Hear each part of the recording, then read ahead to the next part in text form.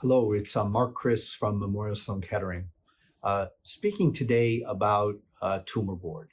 I had our multidisciplinary tumor board today. I always like going there, particularly now that they're in person again.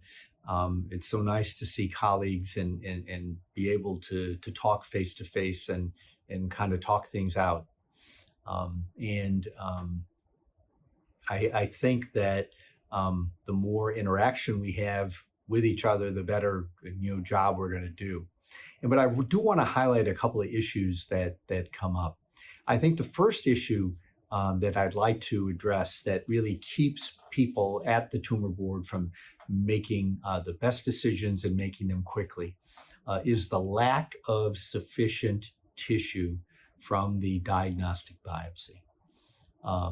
Over and over again, we have issues of what is the cell type, what is the complete immunohistochemistry panel, and then, of course, are there any drivers? And this has become more and more important for cases where neoadjuvant therapy is going to be recommended, because to give neoadjuvant therapy, we need to know that patients don't have EGFR or ALK. So we need to get that EGFR and ALK genomic data for every single patient where neoadjuvant therapy is on the table. I'm happy to see that neoadjuvant therapy is being recommended more and more. I think it's got so many advantages. We've talked about that before, but we can't make a good decision without the tissue.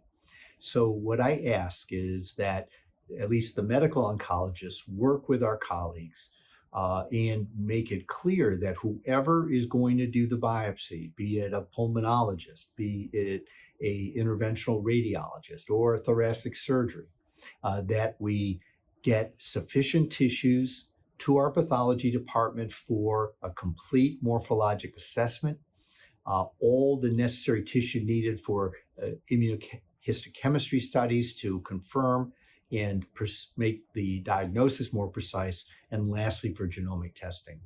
If you wait until the results are back, or if they wait to order the testing when they're seen by either another colleague that's going to be involved in the care, it really loses a lot of time.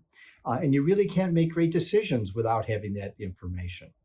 The second thing that comes up is for patients with locally advanced disease, do you give concurrent chemotherapy and radiation, or do you recommend surgery?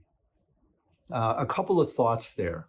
I think the first thing is that it is absolutely essential that you make a decision whether a patient is operable or a patient is resectable. And the truth is, though many people may participate in the operability decision, the resectability decision goes to the thoracic surgeon. And I would caution any of us who are not thoracic surgeons not to make that resectability decision. And if it is possible that there can be a complete resection, then I think that patient is a candidate for neoadjuvant therapy.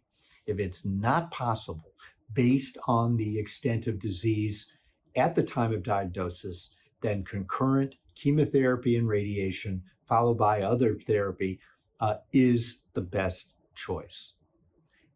There is really no proof that any neoadjuvant program, be it radiation, be it surgery, be it the combination, will somehow make patients that are unresectable resectable.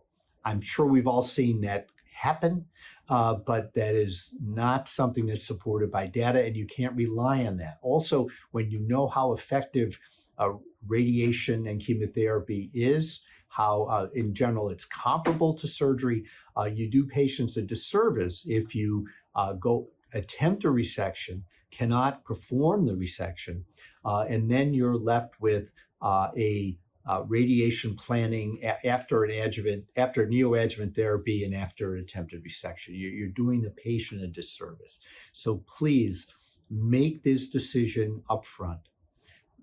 Let the surgeon make the decision on resectability.